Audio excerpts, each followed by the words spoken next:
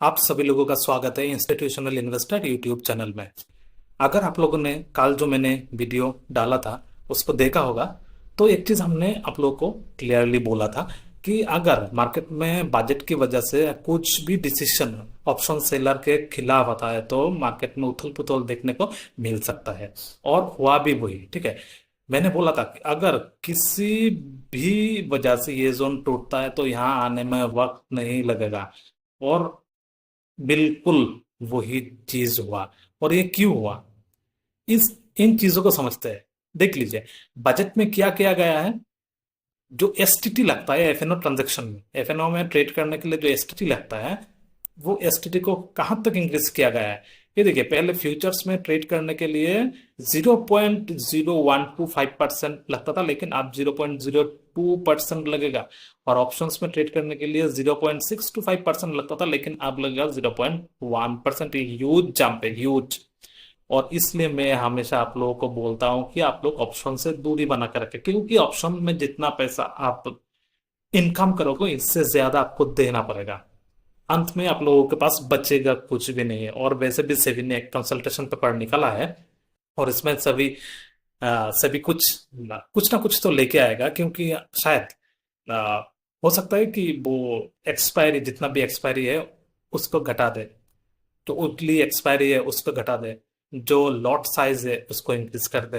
हो सकता है कि ऑप्शन सेल करने में जितना मार्जिन लगता है, वो अपफ्रंट जो मार्जिन लगता है वो अपफ्रंट मार्जिन को इंक्रीज कर दे, तो वैसे भी मार्केट में जो वॉल्यूम है वो कम घट जाएगा। और सेबी यही चाह रहा है। शायद सेबी कहीं ना कहीं रिटेलर्स को सेव करना चाहता है, लेकिन ये तरीका नहीं है। ये तरीका नहीं है। दूसरा कुछ ले सकता था स्टेप, शायद एडुकेट किया जाए, ठीक है। और कुछ एंट्री बैरियर क्रिएट किया जाए कि कुछ एजुकेशन हो, सीखने के बाद मार्केट में एंट्री करे, एफएनओ ट्रेड करने के लिए परमिशन दिया जाए। ऐसा कुछ एंट्री बैरियर क्रिएट कर सकता था।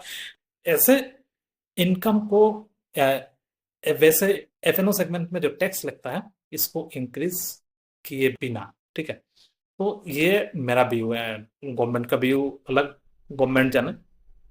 और एक चीज किया गया है, इसके फेवर में मैं नहीं हूं, क्योंकि देखिए वहां पे क्या हुआ कि लॉन्ग टर्म जो कैपिटल गेन है, लॉन्ग टर्म कैपिटल गेन, हम लोग जो 1 साल 2 साल किसी स्टॉक को होल्ड करके जो गेन होता है उसको भी इंक्रीज किया गया है 10% से लेके अभी कितना लगेगा 12.5।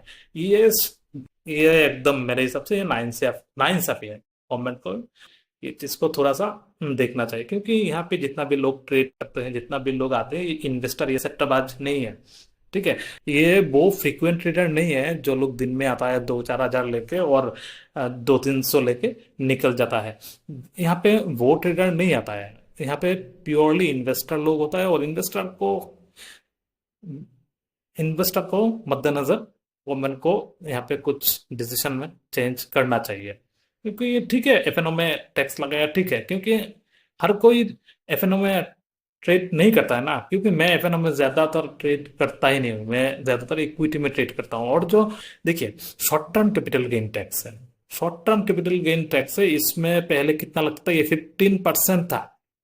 एसटीसीजी टैक्स ये पहले 15% था, लेकिन अब कितना लगेगा, 20% टैक्स लगेगा। यानी कि किसी भी इक्विटी स्टॉक को अगर आप लोग महीना 2 महीना होल्ड करके इसके बाद इस प्रॉफिट बुकिंग करते हो, तो इसमें भी आपको 20% टैक्स देना पड़ेगा। आप कितना इनकम कर रहे हो वो फर्क नहीं पड़ता, लेकिन देना इतना पड़ेगा, ठीक है।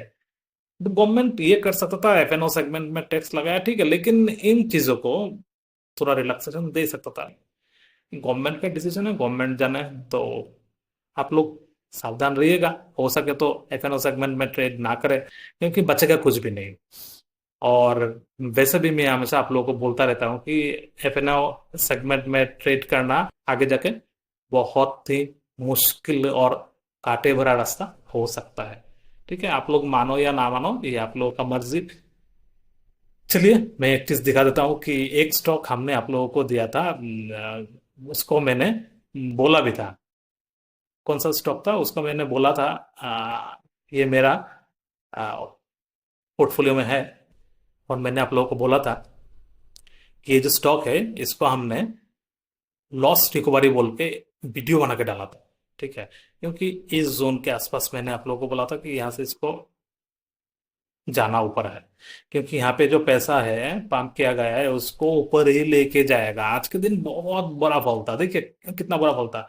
एक बार चेक कीजिए कितना बड़ा फॉल था आज, कितना बड़ा फॉल था ये फॉल था, लेकिन ये कहाँ तक गया, तो एक बार चेक कीजिए ये कहाँ तक गया। इसमें भी गिरा पड़ता, लेकिन ये शानदार रिकवरी था। और क्लोजिंग देखिए कहाँ पे, क्लोजिंग को देखिए, ठीक है।